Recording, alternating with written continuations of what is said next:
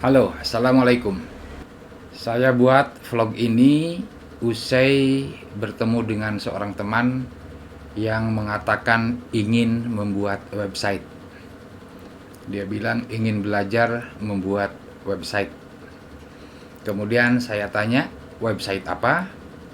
Website pribadi kah? Website lembaga? Atau website berita? Atau website toko online, online store? Ketika kita akan membuat website, maka kita harus tentukan dulu jenis websitenya apa.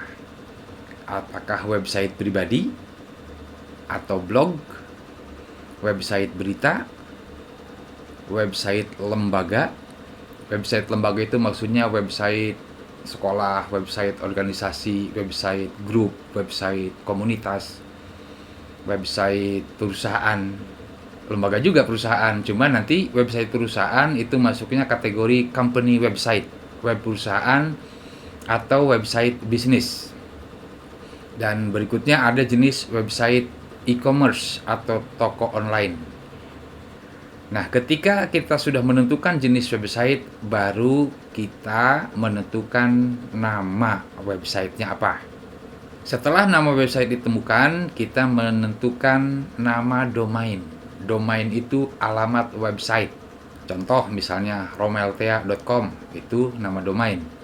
Detikcom, liputan6.com, republika.co.id, itu domain, nama domain, domain name, nama domain. Jadi nama domain itu ciri utamanya adalah ada ekstensi domain, ada dot, ada titik, .com, .net, .info, .org, .co.id, .org, dan sebagainya.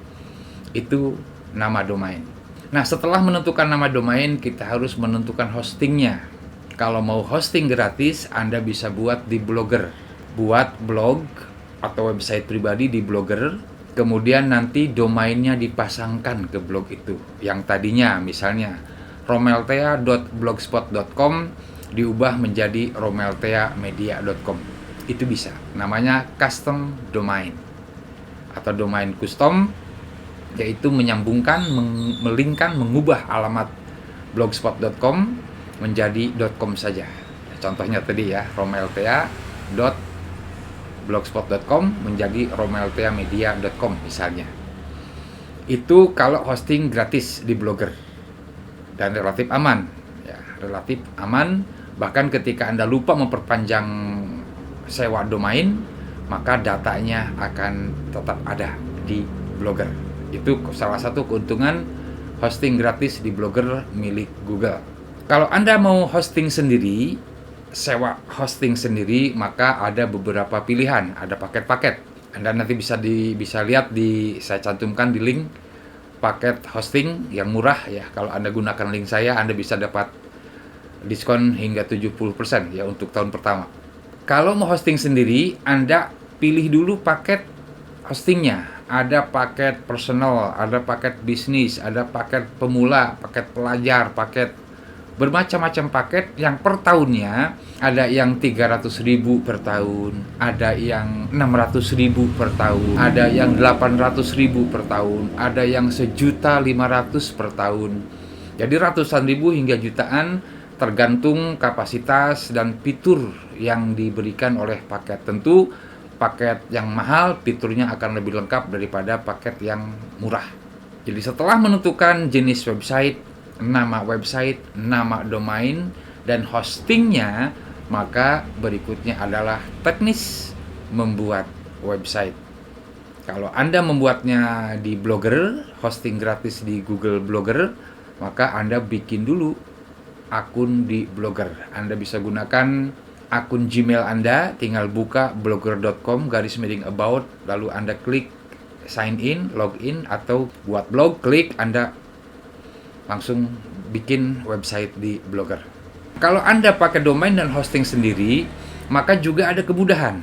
Di link provider domain hosting yang saya bagikan di deskripsi, di situ Anda akan otomatis begitu Anda order domain, order hosting, ada pilihan install otomatis CMS, Content Management System dari WordPress. Ini CMS yang sangat populer Ini software pembuat website. Anda tidak perlu pengetahuan coding, tidak perlu pengetahuan programming, karena sudah dibuatkan oleh WP atau WordPress.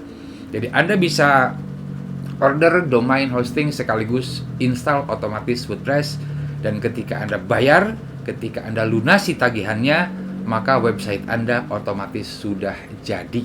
Anda sudah punya website, tinggal isi. Nah, saran saya adalah ketika sebuah website jadi, Anda isi dulu 5-10 postingan lah. Dan postingan website itu tidak hanya tulisan.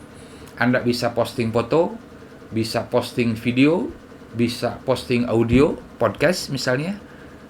Tentu secara umum website, apalagi blog, postingannya berupa tulisan. Anda bikin saja tulisan, misalnya tulisan pertama yang disebut basic article, artikel dasar. Saran saya, tulisan pertama Anda berupa basic article yang menggambarkan kenapa Anda bikin website itu. Kenapa Anda membuat website? Ya, semacam visi dan misi lah, semacam profil website Anda. Nanti ketika sudah jadi postingannya, itu Anda kopas atau Anda ringkas, kemudian jadi halaman statis di about atau tentang yang menggambarkan website Anda. Apakah web pribadi, isinya apa, web berita, berita apa, web lembaga, lembaga apa, web toko online, jualan apa, dan seterusnya. Jadi basic article adalah langkah ke berapa tadi ya? Yang pertama, Anda tentukan jenis website. Yang kedua, nama website. Yang ketiga, domain dan nama domain. Yang keempat, hosting. Yang kelima, bikin basic artikel, artikel dasar. Ini sekaligus pengenalan Anda kepada mesin pencari, kepada Google, kepada Bing, kepada Yandex, juga kepada user, mungkin juga kepada teman Anda. Ketika Anda beres bikin website, Anda langsung kasih tahu teman Anda di Facebook misalnya, di Twitter, di Instagram, atau di WhatsApp grup, Anda umumkan. Tapi isi dulu minimal satu posting tentang basic artikel tadi. Judulnya bisa misalnya tentang website Anda. Misalnya kalau website Anda namanya Romeltia Media, maka Anda tulis judulnya tentang Romeltia Media misalnya. Anda jelaskan di sana itu basic artikel dan usahakan sepanjang mungkin di sana, karena itu akan menjadi langkah pertama Anda berkenalan dengan Google, berkenalan dengan mesin pencari, sekaligus berkenalan dengan pengunjung pertama Anda. Itu dia secara garis besar cara membuat website. Jadi di era web 2.0, web 2.0 ini, semua orang yang tidak memiliki keahlian, keterampilan programming atau coding bisa membuat website dengan mudah, karena ada Blogger, ada CMS WordPress, ada juga Joomla, ada Drupal, ada macam-macam, banyak. Tapi yang populer memang WordPress. WordPress ada dua macam, ada wordpress.com, ada wordpress.org ya. wordpress.com itu situs gratis, Anda bisa custom domain juga. Kalau wordpress.org itu situs CMS yang membuat atau software untuk membuat website.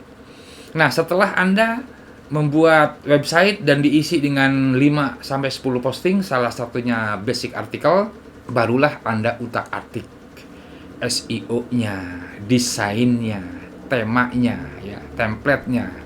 Jadi jangan dulu ribut ngurusin desain, jangan dulu ngurusin tampilan website. Begitu sudah jadi, Anda fokus dulu isi 5-10 posting, karena desain juga atau tema juga nanti ikut ditentukan oleh jumlah postingan. Kalau postingannya masih kosong, akan susah mendesain website itu karena belum ada isinya. Apalagi kalau misalnya magazine style ya, template-nya, temanya, desainnya gaya majalah. Itu kali majalah itu perlu banyak kategori, perlu banyak rubrik, dan satu kategori minimal ada 5 postingan. Kalau Anda punya 5 kategori, berarti 5 kali 5 25 postingan. Jadi fokus dulu isi website 5-10 postingan.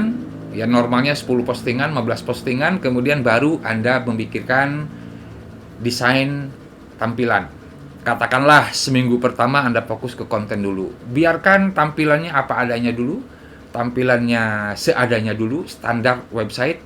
Kemudian nanti minggu kedua baru Anda cari desain atau tampilan yang bagus. Untuk WordPress, saya juga cantumkan nanti di bawah tema WordPress buatan Indonesia. Anda bisa klik, sangat murah dan berbahasa Indonesia.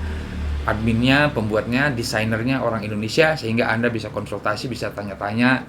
Panduan settingnya juga akan dengan mudah nanti Anda konsultasikan dengan desainernya. Nah, jadi ketika desain website sudah jadi, diisi, kemudian baru utak-atik desain, langkah berikutnya, dan ini terus dilakukan sepanjang masa, updating dan SEO, penerapan SEO. SEO, di video sebelumnya Anda bisa lihat apa itu SEO, pengoptimalan mesin pencari, kita mengutak-atik website, kita menerapkan trik atau teknik tertentu di website kita dan di luar website kita, supaya web kita mudah dirambah, crawling, mudah indexing, dan mudah diperingkat atau ranking oleh mesin pencari, khususnya oleh Google.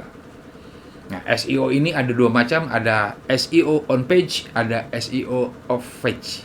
Ada SEO yang dilakukan di di dalam website, ada yang dilakukan di luar website. Jadi langkah berikutnya tadi, langkah setelah postingan jadi, desain, kemudian SEO. Dengan demikian bisa disimpulkan ada 7 langkah membuat website. Saya ulang, yang pertama menentukan jenis website, yang kedua nama website, yang ketiga nama domain, yang keempat hosting, yang kelima posting, ya, posting dasar, posting awal 5-10 postingan, salah satunya basic article. Yang keenam, desain. Jadi desain ini langkah keenam. Jangan ribut begitu jadi website udah ngeributin desain, jangan dulu. Ya, kalau Anda pesan website ke seseorang, Anda fokus dulu ke konten dulu. Setelah konten Anda banyak, 10-15 postingan, baru Anda konsultasikan. Saya ingin desain seperti ini. Dan yang ketujuh, terakhir, dan ini terus dilakukan, adalah SEO, termasuk di dalamnya updating, karena updating atau memperbarui konten website juga bagian dari SEO. Jadi 7 langkah membuat website. Any kind of website, semua jenis website. Demikian secara umum gambaran cara membuat website.